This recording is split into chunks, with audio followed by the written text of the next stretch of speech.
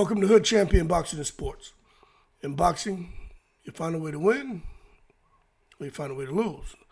Now make sure you leave that donation for that house fried rice, chicken wings and salad, and also like and subscribe and follow me on Twitter. Now listen, I see some people are out here poking me in the eye, and I don't want to be poked in the eye. Just because I'm reporting that Errol Spence seems to be in training, and of course, I'm not making this up. He's looking to return to the ring. In addition to that, I'm suggesting that if Errol Spence gets past Fundora, now I'm hearing that Errol Spence and Fundora is not going to happen, right? I don't know what's true. But nonetheless, whoever Errol Spence fights when he returns in the next couple months, because that's what it looks like, he has every plan on returning in the next couple months. As far as the opponent now, I don't know. Something about the damn WBO and Errol Spence and not one Errol Spence. Somebody was saying some shit. I didn't have time to look at it. I've been out all day. But the bottom line, something about the WBO, Errol Spence, not wanting Errol Spence to get an opportunity. It's in a nutshell, but I didn't go look it up because people fly in here like seagulls and drop so much shit off that I don't have time to fact check everything. But nonetheless, if it's true, whoever Errol Spence returns to fight, I think the next fight after that, that is the biggest fight that can be made, is Errol Spence against Terrence Crawford. Now, understand this. I'm not saying Errol Spence is going to beat Terrence Crawford. You know, and most people who put comments, they don't even watch the goddamn video. So it's all good. But the demand for Errol Spence is so high. You know why? Because there is not enough supply of an Errol Spence type fighter. When supply is low, demand is high. Okay? When there's a whole lot of something, means supply is high, demand is low. Basic economics, all right? When you look at boxing and Floyd Mayweather, there was not a lot of Floyd Mayweather when he decided to hang up his boxing gloves. So the demand to see Floyd in the ring or something like Floyd was extremely high. When he decided, I'm going to return back to the boxing ring and face Marquez, the demand for him was so great that you saw everything after that for Floyd just worked out. I mean, the deal with Showtime, everything just worked out. I think the demand for Errol Spence to come back may be as great as the demand to see Floyd Mayweather back in the ring. The difference here is Floyd hadn't been in an accident, wasn't beat down. Floyd wasn't disclosing any injuries. Floyd wasn't having any surgeries. He just was basically like, I got enough money, I don't have to do anything anymore. It felt like he had been boxing so long, he needed a break. Errol Spence, on the other hand, has been through a lot. So for him to return, I just think it's because there's so many people who have a little hope that he can come back and return to form to be that guy he was. I'm not even going to say before Terrence Crawford. I'm going to say before the car accident. Now hear this. People who are hoping to see Errol Spence at 154 get in the ring and put on a Lamont Peterson type performance, a Chris Algieri type performance, a Sean Porter type performance.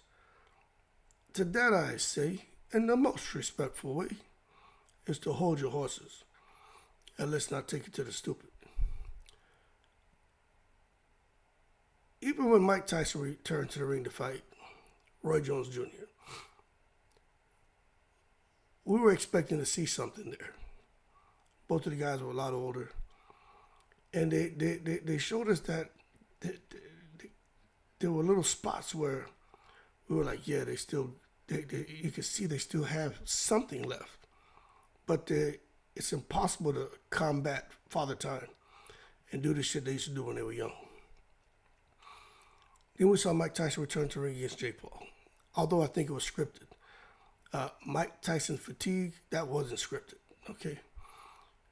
And he did show us in a couple spots that 3 to 5 second blurb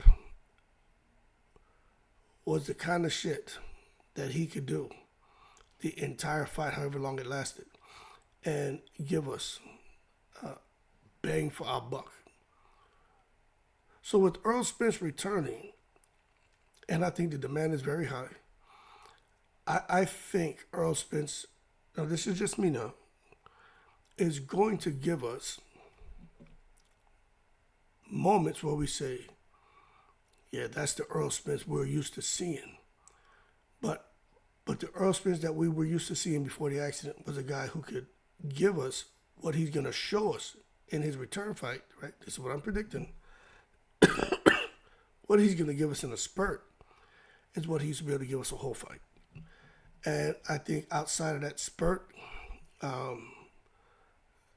people are going to be disappointed.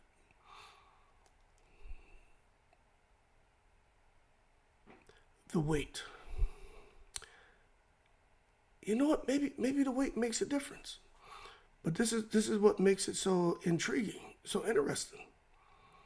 And this is why so many Errol Spence fans just really feel that Errol Spence returning to the ring at 154 is going to basically give him an ability to resuscitate his career. And they feel like that was his Achilles heel, is staying at a weight much longer than what he should have. And they've set aside the consequences of his accident. And they also set aside anything that Terrence Crawford brought to the ring on that night, where Terrence Crawford tranquilized Errol Spence. And I could understand feeling that Errol Spence will be in a much better space, not having to cut to 147. I think that's a fact. Does that mean he's going to get in there and be the guy who was able to outbox Mikey Garcia? No. Okay. But it's one less thing for Spence to really worry about. In addition to that, what makes it a little bit interesting, and I don't think this is good at all, he's not working with Derrick James. Now, if they've resolved things, if they can resolve things, look, I don't know what direction that drama show is going, right? But what I can tell you is, who's going to pick up Errol Spence? Who is he working with? It hasn't been disclosed. They're keeping that close, right? But who can come in and pick up where Derrick James left off? Because Derrick James worked with Errol Spence and he was a teenager, 15 years old, something like that. And it's when Derrick James got involved where Errol Spence really started to take off as an amateur, and we'll see what he's been able to do as far as the way he's ascended through the 147-pound division, what he was able to accomplish. But with this new trainer, I always say this. Sometimes when you have a fighter who picks up a new trainer, they start to learn new things, of course, and learn the trainer's way of doing business. Often when they get in the ring, they find themselves conflicted versus doing what they've been trained to do by the new trainer, which means they're thinking a lot, opposed to doing what comes instinctively with that muscle memory and that years of repetition under the previous trainer. And you've seen this happen with some of these fighters who are with one trainer, then goes to another trainer, and then they have a fight. they look conflicted in the ring. They're just a split of a second behind the power curve where they weren't before. And that split of a second at the elite level is a split of a second too long. So I'm not so sure with Errol Spence not having to worry about cutting that extra 7 pounds, if that is going to be enough, because whatever ground he's able to make up by not having to cut that extra 7 pounds, I think he loses it with the new trainer and not being able to do things instinctively because he's overthinking. So with that being said, and keeping that in mind, maybe a guy like Errol Spence,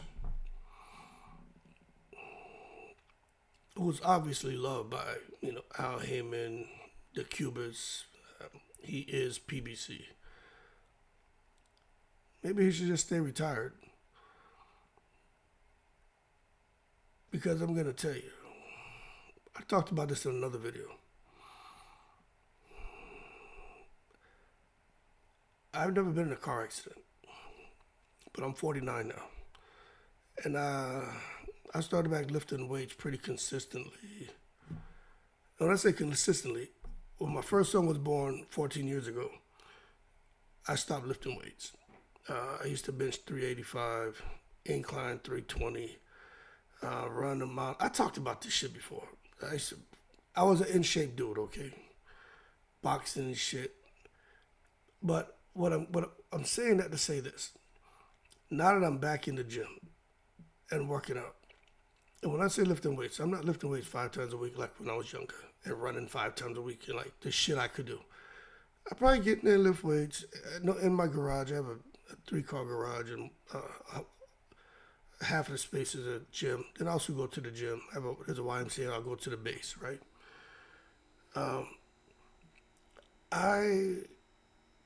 About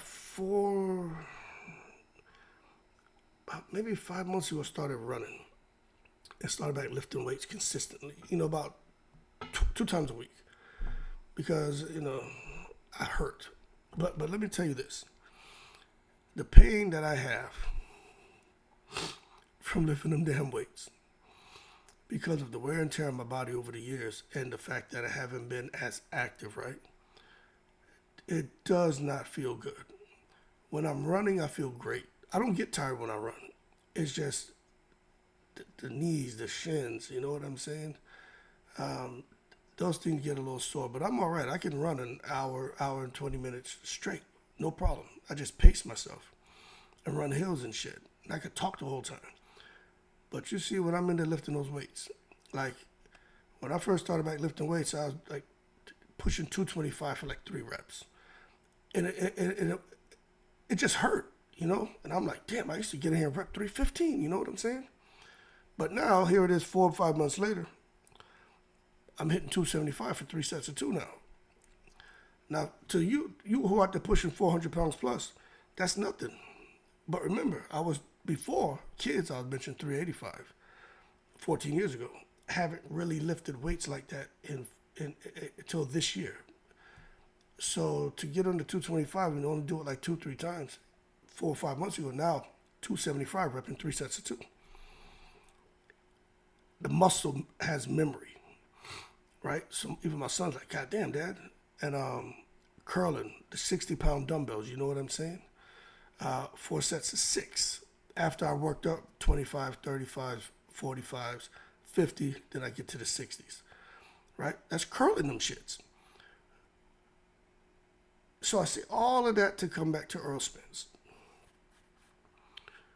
I've never been in a car accident. I've never had anything that violent happen to my body. But the years of working out and training that I've done, it's taken a toll on my body. When you couple that with the inactivity, the level of inactivity that I've had until recently, I've made a lot of progress. But I'm telling you, It's only so far I can go because of the pain. And remember, I still have tears here. I had a rotator cuff repaired and a bicep tendon reattached on the right side. I have a rotator cuff tear on the left side. I won't go get it fixed. Bicep is straight. I have bone spurs at both of my elbows that I'm supposed to go in and have them shaved down and all that. I don't want to do no more surgeries because, you're never the same after that shit. The way God make you and packages you up, you're perfect. But when they start cutting on you and shit, they can never get you back to be what you were the way you were born. Never. Yep, you can get rid of some pain. They can alleviate some things and increase your level of comfort, but it can never get you back to 100%. And with Errol Spence, what that man went through, people, if you're an Errol Spence fan, he can never, ever get back to 100%. Now that's for those of you saying, screw you, hood champion. How dare you say he can't do something? You can't, is negative. Yo, McNicholas. And you hold your horses and stop taking it to the stupid. He can't, people. As much as his mind says, you can do this, bucko, his body gonna say, bullshit. He need to hook up with Terrence Crawford, be out there catching them goddamn bluegill and bass and the freshwater fishing. Errol Spence will never get back to the top of any weight division. Can't happen. The violent experience he endured, the vicious fights that he's been in, that volatile experience he experienced with Terrence Crawford, the level of inactivity after the Terrence Crawford fight, the surgeries that he's had, and the fact that he's got money coming out of his yin-yang. In no way, shape, or form do I see Errol Spence turning back the hands of time to being that monster he was. The guy who gave Floyd Mayweather, he gave me some good work. He gave me good work. I was like, yo, this is good work. No, Floyd. Just say, he kicked your ass. No way Errol Spence can get back to being that guy. Just can't happen, people. Learn from what happened to Mike Tyson with Jake Paul, even though I think that shit was scripted. Mike Tyson was still in there looking a little bit winded and chewing on his goddamn glove. Errol Spence may return to the ring and be chewing on his glove too. I'm trying not to laugh at that shit. Errol Spence may really come back to the ring and really get himself tranquilized and find himself chest to canvas, ass in the air looking crazy. Anyway, Floyd retired. The demand for Floyd to return shot through the roof. Errol Spence lost to Crawford, went inactive. The demand to see Errol Spence return is shooting through the roof, especially because so many people want to believe the weight. It was the weight. Car accident. Maybe the weight. A whole lot of what Terrence Crawford had to do with it. A whole lot of the tough fights he was in. A whole lot of his inactivity. A whole lot of these surgeries. And a whole lot of getting older. He will never ever be that EJ that was out here as a black fighter out Mexicaning all these fighters with his pressure style and high volume of punches and his superb body work. That shit is over. Anyway, keep cool. Shout out to the veterans. 7 continents. I like Errol Spence. For those of you who don't know, a lot of you do. I have 2 favorite fighters, Zab Judah and Chris Bird. When it comes to Errol Spence, right, I got to keep it real when it comes to boxing. I can't sit here and I'm not biased to anyone. Everybody knows that. I don't give a shit. I like who I like. And just because I like the fight don't mean I'm going to come out here and pick them over someone else. That's dumb. If I think they're going to lose, I'd say that. But for Earl Spence, he's born in America. I'm born in America. He has a parent who is West Indian. I have a parent who's West Indian. Okay? He has a parent who's American. I have the same. The difference with me and Earl Spence is I actually grew up in the Caribbean for several years as a young kid. Earl Spence didn't. But I understand, I have some things in common with him. I'll put it to you that way. But I can't come out here now and just because deep down I'm rooting for him because of those commonalities that we share.